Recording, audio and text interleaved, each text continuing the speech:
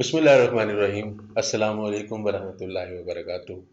بے شک وہی ذات اقدس قدیم و قادر و قیوم ہے جس کے قبضہ قدرت میں ہم سب کی جان ہے۔ میں ہوں آپ کا ہوسٹ نعمان صادق اور آپ دیکھ رہے ہیں STN نیوز سے ہمارا پروگرام اوپن فورم۔ سب سے پہلے میں اپنے تمام ویورز کو آپ کو رمضان الکریم کی آمد کی دلی مبارکباد پیش کرتا ہوں، اور اس کے بعد ہم رمضان کریم کے حوالے سے ہی، اس کے فیوز و برکات کے حوالے سے آج کا پروگرام کریں گے۔ اور ہمارے ساتھ آج ایک بہت ہی معزز اور بہت ہی اہم شخصیت موجود ہیں، مذہبی شخصیت، مذہبی اسکالر ہیں، قاری ظفر شریف صاحب، جو کہ ضلعی جنرل سیکرٹری ہیں جمعیت علماء اسلام فضل الرحمان گروپ کے، اور سرپرست اعلیٰ ہیں پرائیویٹ سکولز ایسوسی ایشن کے۔ اس کے علاوہ ممبر ہیں ضلعی کمیٹی رحیم یار خان کے، اور ممبر ہیں بیت المال کمیٹی کے ضلع رحیم یار خان کے۔ ہمارے درمیان قاری صاحب موجود ہیں۔ قاری صاحب سے باقاعدہ گفتگو کا آغاز کرتے ہیں۔ السلام علیکم قاری صاحب۔ وعلیکم السلام ورحمۃ اللہ وبرکاتہ۔ سر قاری صاحب کیسے مزاج ہیں؟ الحمدللہ، سر سب سے پہلے تو آپ کو رمضان الکریم کی آمد بہت بہت مبارک ہو۔ خیر مبارک سے بہت شکریہ۔ سب سے پہلے تو میرا سوال یہ ہے کہ جیسا کہ خداوند متعال نے فرمایا کہ ہم نے آپ پر روزے فرض کی ہے جس طرح کی پچھلی امتوں پر کی ہے تاکہ تم متقی بن جاؤ۔ جو سر یہ متقی جو سا ہے وہ ہم کس طرح بن سکتے ہیں اس ماہ مبارک کے حوالے سے؟ بسم اللہ الرحمن الرحیم، الحمد للہ وکفا وسلام علی عبادہ الذین اصطفیٰ، اما بعد فاعوذ باللہ من الشیطان الرجیم، بسم اللہ الرحمن الرحیم۔ یا ایہا الذین آمنوا کتب علیکم الصیام کما کتب علی الذین من قبلکم لعلکم تتقون، ایاما معدودات، صدق اللہ العظیم۔ آپ کا شکریہ کہ آپ نے اس اہم موضوع پر مجھے گفتگو کرنے کا موقع دیا۔ حضرت سلمان رضی اللہ تعالیٰ عنہ ایک بڑے صحابی ہیں، وہ فرماتے ہیں کہ رمضان المبارک سے پہلے شعبان کے آخر میں نبی پاک صلی اللہ علیہ وسلم نے ہم لوگوں کو واعظ فرمایا کہ تمہارے اوپر ایک مہینہ آ رہا ہے جو بڑا برکتوں، سعادتوں، رحمتوں والا مہینہ ہے۔ اس میں ایک رات ہے شب قدر جو 1000 مہینوں سے افضل ہے۔ اس کے روزے کو اللہ نے تمہارے اوپر فرض کیا ہے، اس کے رات قیام یعنی تراویح کو تمہارے لیے ثواب کی چیز بنایا ہے، اور فرمایا کہ اس میں مومن کا رزق بڑھا دیا جاتا ہے۔ اللہ کے نبی صلی اللہ علیہ وسلم نے فرمایا کہ اس میں 4 چیزوں کی کثرت کرنی ہے۔ 2 چیزیں وہ ہیں جن کے بغیر تمہارا چارہ کار نہیں، وہ کلمہ طیبہ اور استغفار ہے، اور 2 چیزیں وہ ہیں جنت کی طلب اور جہنم سے پناہ مانگنا۔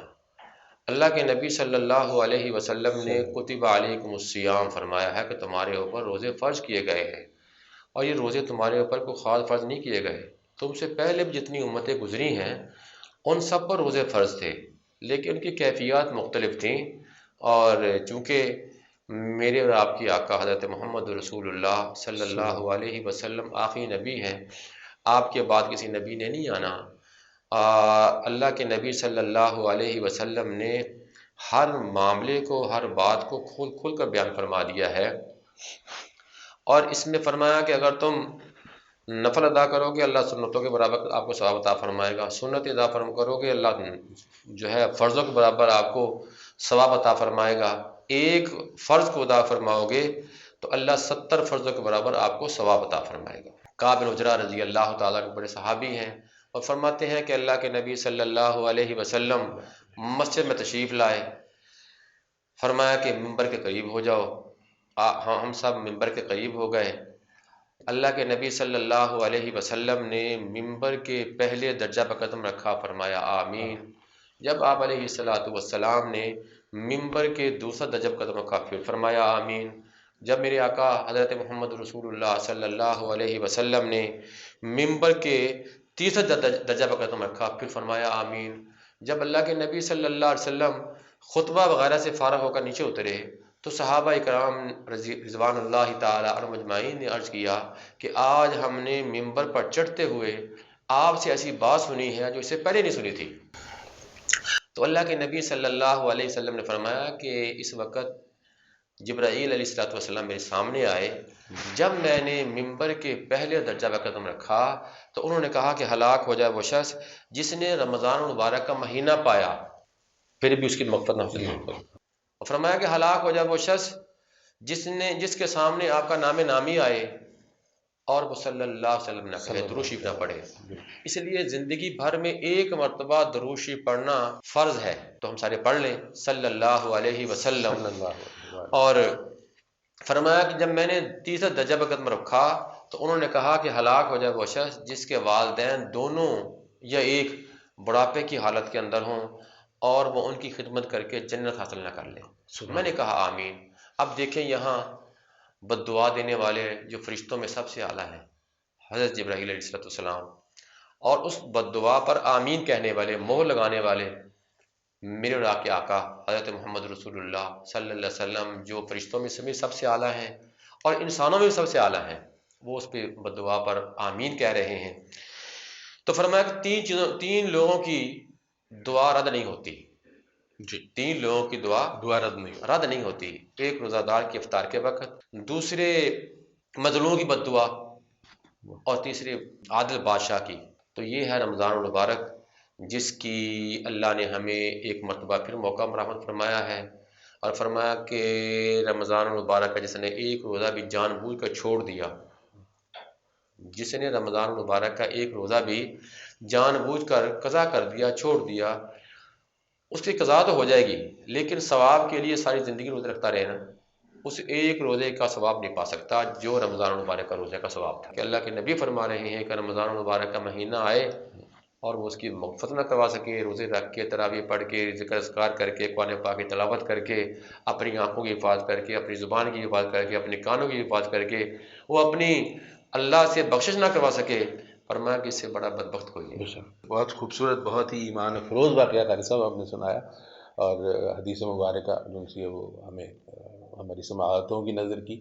اچھا قاری صاحب، آپ جس طرح فرما رہے ہیں کہ عادل حکمران، اور ہم ابھی بات کر رہے ہیں کہ ہمیں رمضان الکریم میں اللہ فرماتا ہے کہ تاکہ تم متقی بن جاؤ، لیکن سر یہ جو من حیث القوم یہ جو رویہ ہے ہمارا کہ جیسے ہی رمضان مبارک کا مہینہ آغاز ہوتا ہے اس کے ساتھ ہی ایک مہنگائی، ایک ذخیرہ اندوزی، اور یہ جو سارا ایک اجتماعی طور پہ یہ جو رویہ ہے ہمارا، کیا بحیثیت مسلمان، بحیثیت انسان یہ ہمیں زیب دیتا ہے؟ کچھ لوگ ہیں جو یہ کام کرتے ہیں وہ چھوٹے طبقے کے نہیں، بڑے طبقے کے لوگ ہیں، جی بالکل ایسے، جو فیکٹریوں والے ہیں جن کو ٹھیکے بھی ملتے ہیں حکومت کی طرف سے، اور جناب والا وہ، اب میری ایک معلومات میں بات آئی ہے اور بڑا دکھ ہوا ہے کہ جن کو ٹھیکے مل رہے ہیں وہ بھی وہ لوگ ہیں جو 1000 گرام کی بجائے 1000 کی بجائے 900 ڈال رہے ہیں۔ جی بالکل اس طرح، ٹھیک ہے جی۔ بالکل اب وہ حکومت سے وہ پورا جو ہے نا کلو کے پیسے لیں گے، آپ پیکٹ بنوا رہے ہیں،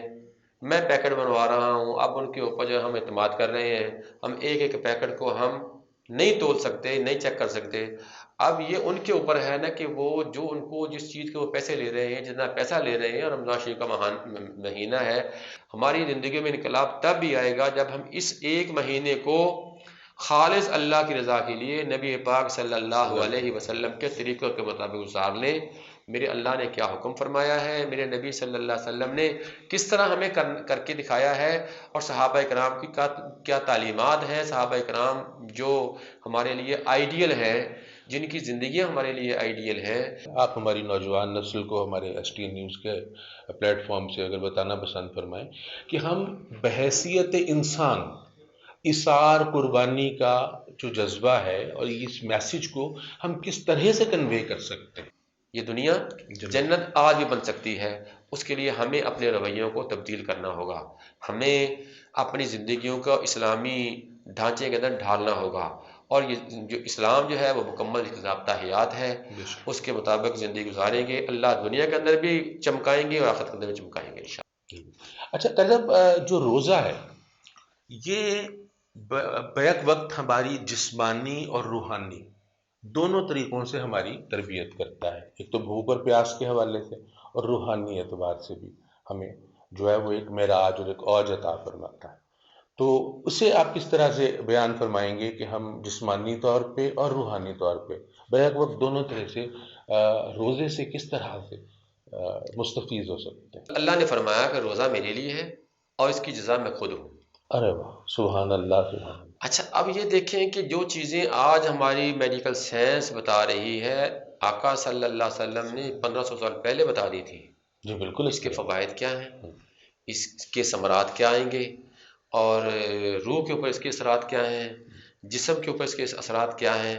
آپ دیکھ لیں، جب آپ رمضان المبارک کا روزے رکھتے ہیں، تراویح پڑھتے ہیں، رمضان المبارک گزارتے ہیں، تو آپ کی روح پاک ہو چکی ہوتی ہے۔ اچھا خیر صاحب، بس آخری سوال آپ کو بھی، چونکہ آپ کے پاس وقت بہت کم ہے اور اب باتیں تو بہت کرنے کو جی چاہ رہا ہے، انشاءاللہ رمضان شریف کے بعد آپ سے مستفیض ہوں گے۔ کوئی ایک ایسا پیغام اپنی طرف سے جو آپ رمضان الکریم کے حوالے سے بالخصوص ہمارے معاشرے کو اور ہماری نوجوان نسل کو جو آپ دینا چاہیں، وہ ایک پیغام ضرور دیجیے گا۔ دیکھیں جی، گزارش یہ ہے کہ رمضان المبارک رحمتوں، نیکیوں، سعادتوں کا مہینہ ہے۔ اس مہینے کو اللہ کا انعام سمجھتے ہوئے گزارا جائے، لوگوں کے لیے آسانیاں پیدا کی جائیں۔ میں یہ سمجھتا ہوں کہ نوجوان نسل ہمارا سرمایہ ہے، اور نوجوان نسل قرآن پاک کو سینے سے لگائے اور عملی زندگی میں آئے اور رمضان المبارک سے کچھ حاصل کرے، رمضان المبارک کی سعادتوں کو قیمتی بنائے۔ حضرت ابو ہریرہ رضی اللہ تعالیٰ عنہ فرماتے ہیں کہ اللہ رب العالمین نے 5 چیزیں میری امت کو خاص طور پر دی ہیں۔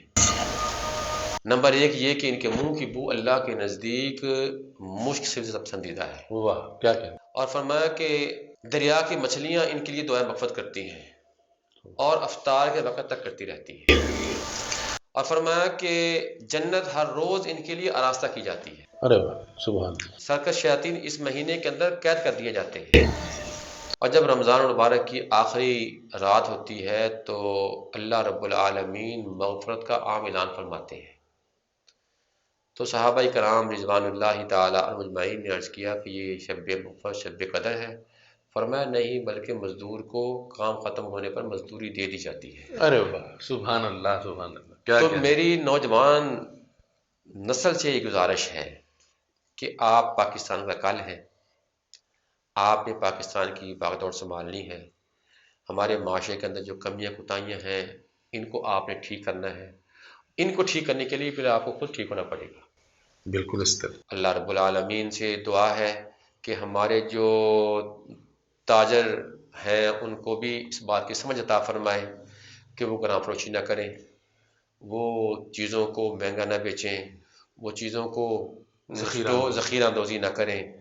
اور میری عوام سے بھی یہ درخواست ہے کہ وہ بھی چیز اتنی خریدیں جتنی ضرورت ہے۔ قاری صاحب بہت شکریہ آپ کا، اور آپ تمام احباب کا بہت شکریہ۔ جس طرح قاری صاحب نے بھی فرمایا، اللہ کریم، اللہ رب العزت ہمیں اس ماہ سیام، اس ماہ مبارک سے اس کی صحیح فیوز و برکات اور اس کی روح کو سمجھتے ہوئے ہمیں اس سے مستفیض ہونے کا موقع عطا فرمائے، اور ہم اس سے واقعی صحیح معنوں میں ایک اچھے مسلمان اور ایک اچھے انسان کی حیثیت سے 30 دنوں کے بعد اگلے 11 ماہ اور ہمیشہ زندگی میں ہم ایک اچھے مسلمان، ایک اچھے انسان کی حیثیت سے ابھر کر معاشرے میں اور دنیا کے سامنے آئے۔ آپ لوگوں کے قیمتی وقت کا بہت شکریہ، آپ نے وقت دیا اور ہمارے STN نیوز کو دیکھا۔